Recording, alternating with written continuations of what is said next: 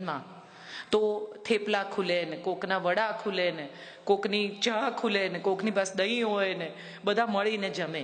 હવે પ્લેનમાં બાજુમાં બેઠેલો માણસ ખાય ને એ પણ તમારી સામે જોતો નથી. આપણે કોઈને કેમ છો નથી પૂછી શકતા અજાણ્યા માણસ. અને કદાચ કોઈ તમને, દાખલા તરીકે મને કોઈ એરપોર્ટ પર ઓળખી જાય ને એમ પૂછે કે મેં તમને ક્યાંક જોયા છે, તો તરત આપણો ઈગો વચ્ચે આવે કે જોઈ હશે, મે બી, આઈ ડોન્ટ નો. હા, હું કાજલ છું, તમે મારો વિડીયો જોયો હશે, આવું કહેતા આપણો ઈગો આપણને રોકે છે. માણસ પોતાની, આજે જ હમણાં જ જયભાઈ અહીંયા ગોઠવતા હતા ત્યારે વાત નીકળી તો એમણે કહ્યું કે ઓકવર્ડ લાગે તમે ગોઠવતા હો તો. ત્યારે જયભાઈએ કહ્યું કે જે માણસ પોતાનું કામ કરવામાં નાનમ અનુભવે એ માણસને તો જીવવાનો અધિકાર જ નથી. બહુ મોટી વાત છે. અને હું એમને નવી પેઢીના પ્રતિનિધિ એટલા માટે ગણું છું કે આ વાત નવી પેઢીને મારી ઠોકીને કયા જ કરે છે કે એમાં કશું ઓકવર્ડ નથી. પોતાનું કામ કરવામાં શું ઓકવર્ડ છે? આપણી સંસ્કૃતિ છે. આપણે ત્યાં તો બધા જાતે જ કામ કરતા હતા. આપણે ત્યાં તો બધું જાતે જ થતું હતું. આપણે ત્યાં તો સ્ત્રીઓ જાતે જ કરતી હતી. સવાલ એ છે કે આપણે જે સંસ્કૃતિને બચાવવા નીકળ્યા છીએ, આપણે જે કરવા નીકળ્યા છીએ, એમાં ક્યાંક આપણો રસ્તો ભૂલાઈ ગયો છે. આપણે જે વારસો આપવા બેઠા છીએ એ પાસબુકનો વારસો છે. વારસો તો શ્વાસબુકનો આપવાનો છે. નથી જોઈતા છોકરાઓને આ મકાનો, દુકાનો, આ તો 2 મિનિટમાં વાપરી કાઢશે. છોકરાઓને તો સ્મૃતિ આપવાની છે કે પપ્પા સાથે બહુ મજા કરેલી, પપ્પા આવું શીખવતા, મમ્મી આવું કહેતી, મમ્મી આવું બનાવતી, મારી મા જેવી સુખડી કોઈ ન બનાવે.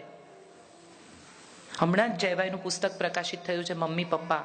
મને કોઈકે ગિફ્ટ કર્યું ને મેં વાંચ્યું આખું, એકી બેઠક, એને મને સમજાયું. કેમ? હા, તમે નહીં, મેં તો તમને હમણાં બીજા કોઈકે આપ્યું ત્યારે વાંચ્યું, એમણે આપ્યું ત્યારે નહોતું વાંચ્યું. જો, એ પણ હું સ્વીકારું છું. પણ મેં વાંચ્યું ત્યારે મને સમજાયું કે એમણે કેટલી સંવેદનાથી એમના માતા પિતાની વાત કરી છે. અને એવું ત્યારે થાય કે જ્યારે માતા પિતાએ પણ એટલી સંવેદના આપણામાં રેડી હોય. આપણે આપણા સંતાનોને સ્મૃતિ આપતા નથી, સમય આપતા નથી, સંપત્તિ આપીએ છીએ. અમને નથી મળ્યું એ બધું એને આપો, 50,000નો મોબાઈલ આપો, ₹1,00,000નો મોબાઈલ આપો. પણ એ ₹1,00,000નો મોબાઈલ ખોવાઈ જશે તો ₹1,00,000 જશે, એનાથી વધારે કનેક્શન તૂટી જશે. બેટા, તું જ્યાં હોઈશ ત્યાં હું તારા સુધી નહીં પહોંચી શકું, હું અકળાઈ જઈશ. એ અગત્યનું છે. ₹1,00,000નો મોબાઈલ તમે એને આપો કે ના આપો, એનાથી જિંદગીમાં ફેર જ નથી પડતો. એ આંખ નીચે ને એને એના પિતાનો હસતો ચહેરો દેખાય, એ હું માનું છું વારસો છે. એ મંદિર જાય કે ન જાય એનાથી તમારો ધર્મ નહીં સચવાય. પણ જો ઘરે કોઈ ભૂખ્યો માણસ આવ્યો હોય બહારગામથી અને તમારો દીકરો આગ્રહ કરીને એને જમાડી દે ને, તો એમ માનજો કે તમારો ધર્મ સચવાઈ ગયો.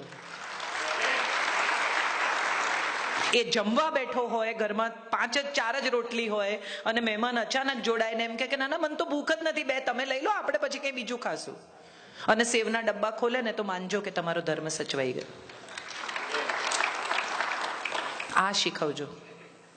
મંદિર જશે કે નહીં જાય, દીવો કરે કે નહીં કરે, શ્લોક બોલશે કે નહીં બોલે, એનાથી કદાચ કોઈ સંસ્કૃતિને કોઈ ફેર નહીં પડે. પણ જો માણસ બનવાનો વારસો આપી જઈશું ને આપણા સંતાનોને, તો હું માનું છું આ ધરતી પર બહુ શાંતિ, બહુ અમન, બહુ સ્નેહ સચવાઈ રહેશે.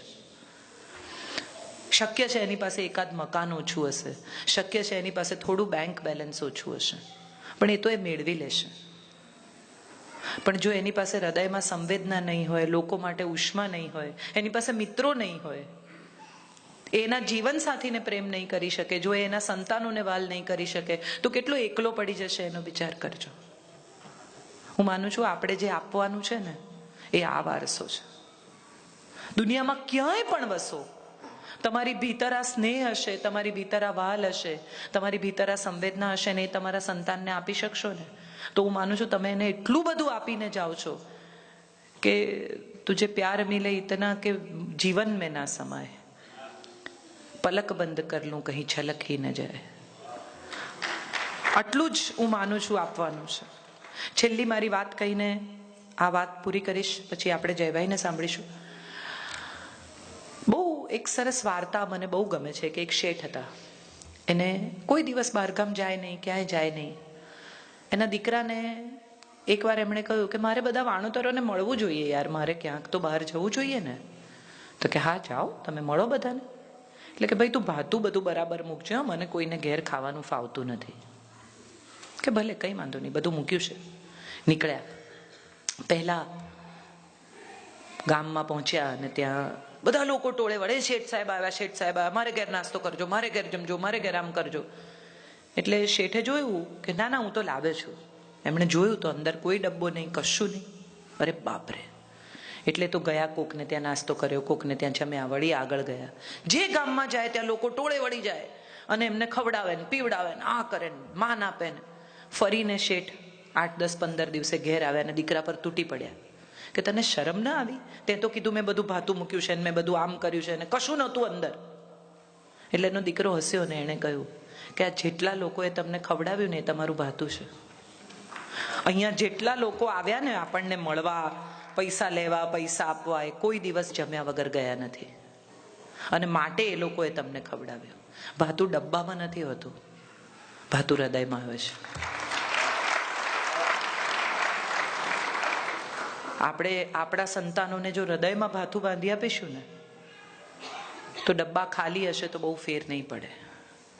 સંસ્કૃતિની જાળવણી કરવા માટે કોઈ પણ પ્રકારની જ્ઞાતિ, જાતિ, રિવાજ, કર્મકાંડની જરૂર નથી. આપણી મુખ્ય સંસ્કૃતિ વૈશ્વ માનવની છે. આપણી મુખ્ય સંસ્કૃતિ વ્યક્તિત્વની છે. આપણી મુખ્ય સંસ્કૃતિ પ્રેમની છે. આપણી મુખ્ય સંસ્કૃતિ સ્નેહની છે, સન્માનની છે.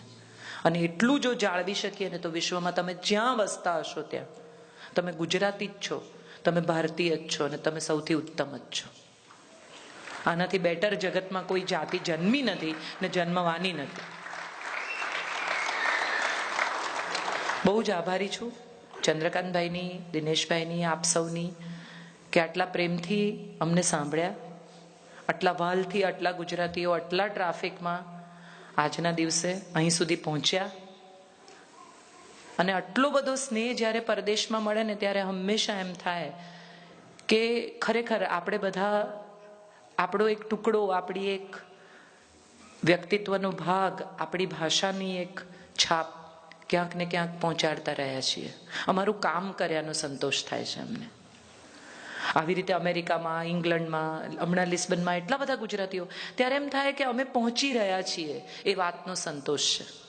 માણસ બોલતો હોય અને સામેના લોકો ઊંઘતા હોય અથવા કોઈ ન હોય ને હું અહીંયા એકલી બોલતી હોઉં તો ડૉક્ટરને બોલાવવો પડે કે આ બેનનું ગયું એમ.